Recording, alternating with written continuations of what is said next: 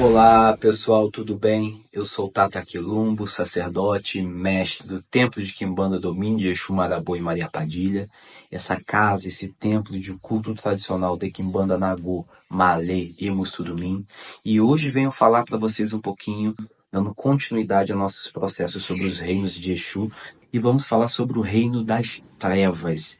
Exatamente esse reino tão temido, tão discutido, tão mal compreendido que muitos vão questionar, que muitos vão alegar a não existência desse reino, vão falar que ele é uma invenção, que ele é isso, que é aquilo. Invenção, tudo é invenção, até espíritos inventam, criam. Invenção é uma criação, né? Mas ele não é uma bobagem como queiram dizer. É porque muitos associaram o processo, a formação das quimbandas em cima daquilo que o Babá Oswaldo de Obatalá escreveu no seu livro Reinos de Quimbanda, como a totalidade de todos os cultos de Quimbanda. E o que é destruído facilmente como isso. Aquilo é uma totalidade do culto dele. Outras quimbandas se fundamentaram em cima, ok, axé, auito, saravá, muio, anguns, ou o que queiram falar de bom em cima disso. Mas não é regra de toda a quimbanda. Tem quimbandas como a quimbanda Malê, que segue o princípio lá catalogado por Fontenelle, que é essa cultura tradicional inicial da quimbanda, de dividir a quimbanda em dois grandes reinos. Reino de alma, desculpa, e reino de encruzilhada. Assim como tem quimbandas que dividem seus reinos em três reinos: reino de almas, englobando também cemitério, mar, igrejas, templos, reino de encruzilhada, tudo qualquer Exu, e reinos de mata. Tem quimbanda que tem quatro, então isso não é regra. Basta essas pessoas que acham que é diferente de uma quimbanda com 9 reinos, é buscar entender que existe quimbanda com 2, com 3, com 5. Existem variáveis de entendimento sobre reinos de Exu, sobre os povos, sobre os sistemas. Isso constituído em cima do culto, em cima da doutrina, dos dogmas, da filosofia que cada culto prega e cada culto acredita. O reino das trevas, cosmogonicamente, ele surge em dois momentos. Quando o ser humano observa tudo que ele fez é bom e observa que a noite chega. As sombras chegam e dominam tudo. Por mais que tudo seja bom, a sombra domina tudo.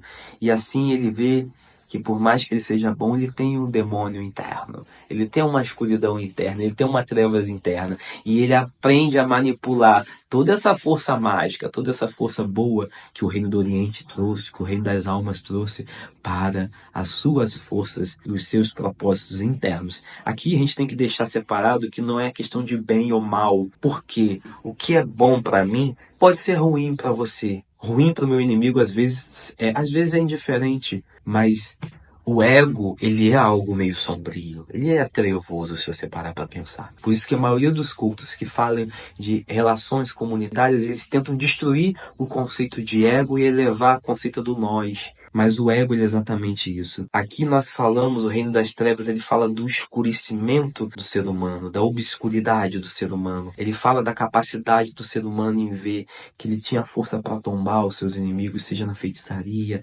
seja na magia, e ele vai atrás e consegue, seja por meios obscuros, escusos, ele vai e faz. Porque dentro desse reino existem povos que falam sobre exatamente o lado perverso da humanidade, saindo do lado da perversidade que pode se tratar com o lado mágico e feiticeiro até para o lado humano, o lado da agressão, o lado da violência. São grandes povos que atuam dentro desse reino.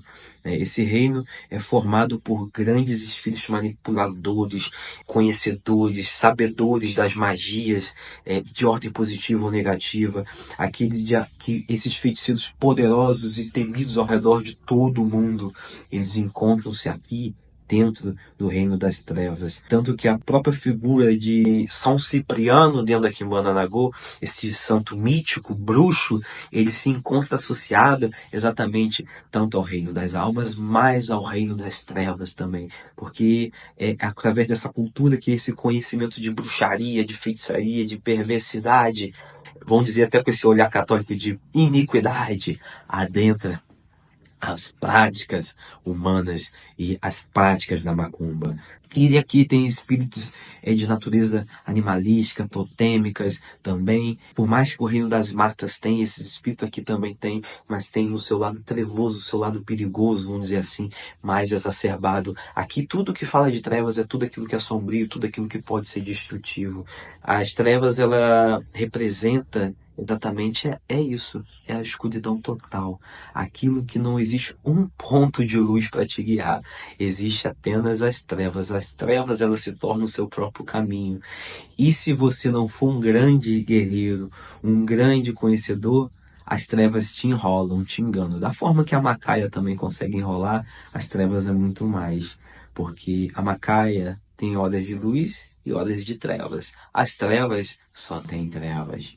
Pode estar com o sol claro, mas se as trevas internas estiverem ativadas, você estará dentro das trevas ainda. Então, qual é o melhor caminho para sair das trevas? Se entregar às trevas. Conhecer as trevas. Ser amigo das suas trevas.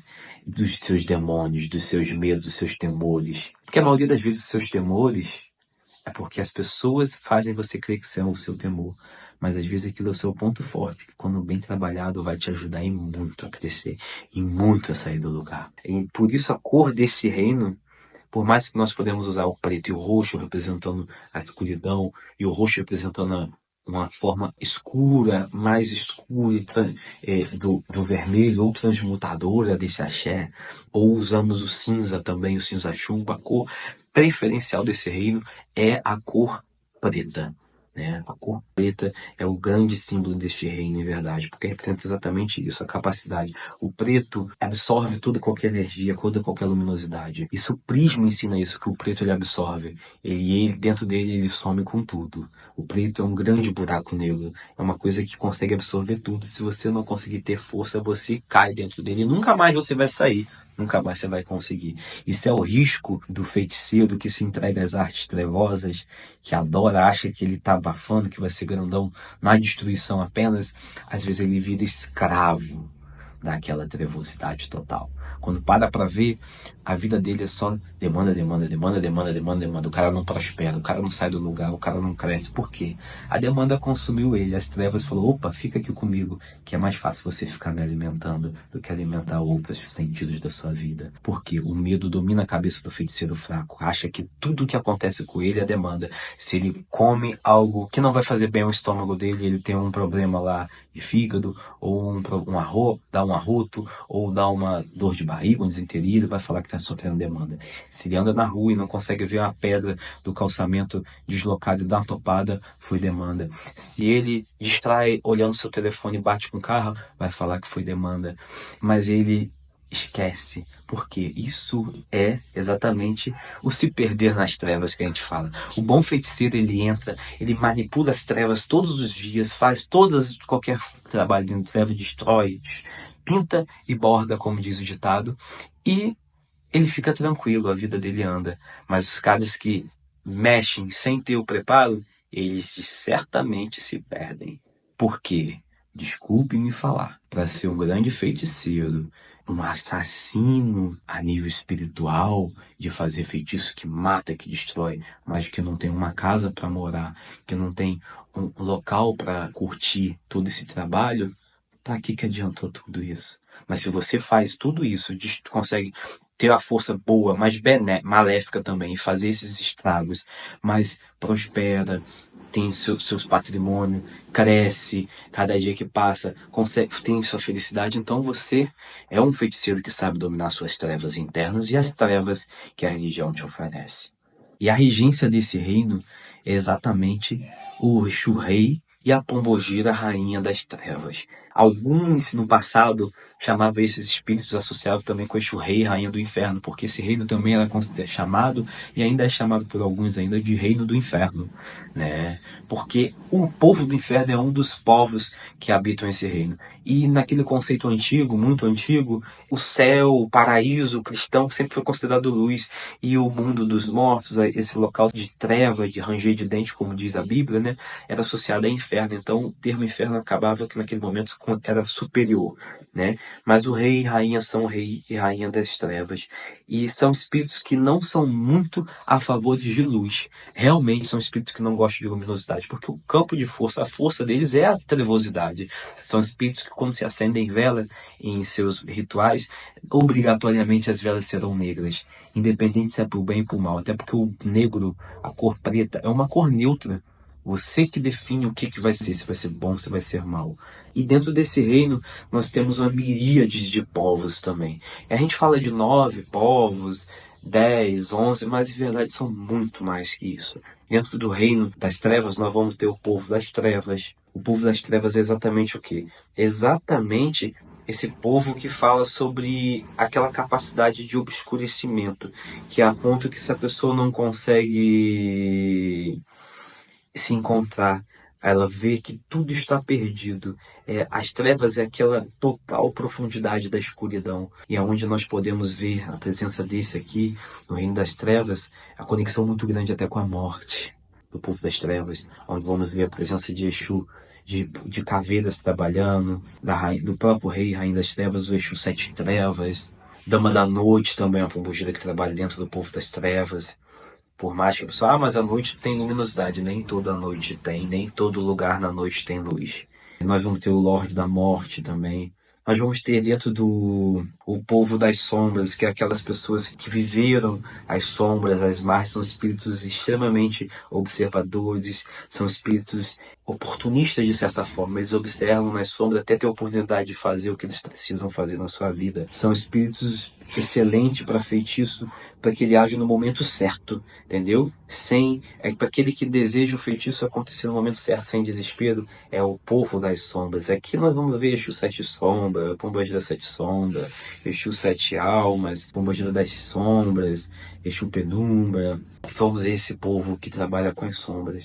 Nós vamos ter também o povo das mirongas, né, dos feitiços, né, em especial vai se falar muito de capa preta, de Exu Mironga, que é um Exu que fala exatamente do conhecimento mágico, do conhecimento feiticeiro, do conhecimento dos indocs, dos mulogis, dessa feitiçaria pesada, dos bruxos. A capa preta é o símbolo exatamente da mironga, que esconde o segredo, representa exatamente o domínio das trevas sobre o segredo mágico, aquilo que a gente consegue alterar, fazer acontecer e fazer mudar na vida das pessoas. Nós vamos ter o povo dos venenos, um Exu muito conhecido que eu gosto muito é o Senhor Sete Venenos. E o veneno fala sobre o quê? Fala sobre a potencialidade de tudo seja natural, da fauna, da flora, assim como manipulado pelo homem, causar a morte, causar o adoecimento, causar a destruição. Se existe o povo ligado a Exu curador que traz a cura, mas também tem a morte, tem o veneno que traz a morte, mas que também pode ser usado para fazer cura. É o povo que se relaciona diretamente com esse Exu, entendeu? É um povo muito interligado com o Exu curador. E aqui é muito interessante falar. Temos o povo do inferno, que esse é o povo que não poderíamos deixar de falar, onde vamos ver o rei do inferno, a rainha do inferno, Maria Padilha do inferno, Mulambo do inferno, essa legião de espíritos do inferno, seus 7 caldeiras do inferno, 7 caldeiras, seu boca de fogo, seu labaredo, espalha-brasa, todo esse povo aqui também, e que também atua dentro do povo do fogo, que também é um povo do reino das trevas, mas que vamos falar junto. E esse povo tá ligado ao que? Tá ligado exatamente à questão do fogo infernal, da vontade humana, tá ligado aos conceitos de manifestação da vontade, mesmo que fossem contra os dogmas e preceitos da sociedade que manifestavam. Esse povo tá ligado com exatamente o pós-morte, com esse processo de libertação do espírito da carne no pós-morte, e que se desagarra, e que muitos quando veem acham que estão no inferno, porque acreditou no mito de anjos de luz, e não é assim. Esse povo é um povo muito perigoso, muito explosivo, grandiosos feiticeiros, são senhores que derrubam tudo aquilo das crenças humanas, dos bons costumes, a maioria das vezes. Se você acha que o seu bom costume é ficar silencioso, ele vai te aprender a fazer falar muito. Se você acha que alguém tem uma atitude errada, ele vai te fazer repensar em cima daquilo e ver que a atitude daquela pessoa está correta. É um povo, eu costumo dizer que é o povo do entendimento, é o povo do inferno, o povo do fogo também, são duas os povos que trabalham grandiosamente dentro desse reino. Tem o povo dos assassinos, também teremos Capa Preta, Exu Matança, Sete Facadas, Exu Facada, Maria Navalhada, tem vários espíritos que trabalham dentro. E como o nome já diz, são almas de matadores, de assassinos profissionais, de assassinos também comuns, de pessoas que perderam as suas vidas ou fizeram da sua vida através da morte alheia para ganhar dinheiro, para mesmo satisfazer seus egos, as suas obscuridades, suas trevas internas. Estão nesse povo. São os conhecedores de como executar. Realmente é a presença desse povo. Tem o povo dos terrores, né? Das assombrações, como que nos chamar, que é o povo que fala tudo aquilo que assusta, né? Que é aquilo que causa impacto no ser humano. Aí nós vamos ter o Exu Morcego, Exu Caburé, vamos ter Pombogi da Rasga Mortalha, vamos ter Exu Mortalha, Viúva Negra, vamos ter esses espíritos. Viúva Negra não é personagem da Marvel, não, é uma aranha isso. Então vamos ver esses espíritos que estão relacionados ao impacto, a causar o impacto, se alimentam dos temores humanos. Tem força de causar o temor e também se alimenta desses temores.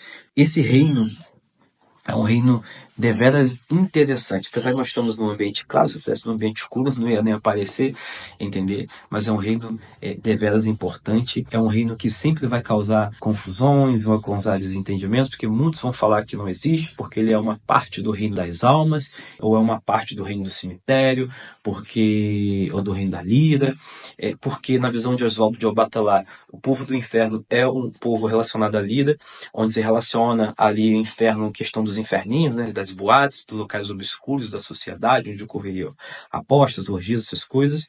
É essa questão de inferno, quando você associa a lira ao inferno. O submundo da sociedade. E quando você fala de trevas no questão de Oswaldo de Obatalá, exatamente fala de escuridão, por isso que associa ao cemitério. E trevas para Quimbanda-Nagô, ela está presente em tudo. Em um dado momento, as trevas cobrirão tudo. Se você não acredita nisso, é um trabalho simples. Observe o passar do dia. Durante o dia, a sombra existe. À noite, as trevas terminam de chegar. Se não fosse a criação da luz, elas dominariam tudo. Então, as trevas sempre chegam. E o ser humano tem que aprender a lidar com suas trevas, a entender para que ele não se torne escravo e fique perdido dentro das suas trevas, mas que ele consiga passar pelas trevas e caminhar aonde ele quer e caminhar nas trevas de novo. Porque muita gente não consegue fazer esse ciclo como o dia e a noite, de caminhar nas trevas e na luminosidade. Ele entra nas trevas e se perde nesse labirinto sem paredes e sem luz para te guiar. Um Zambi Apatessá, espero que todos tenham gostado. Que Sete Trevas ajude a cada um de vocês a entender as trevas internas e ultrapassar essas barreiras. Aueto.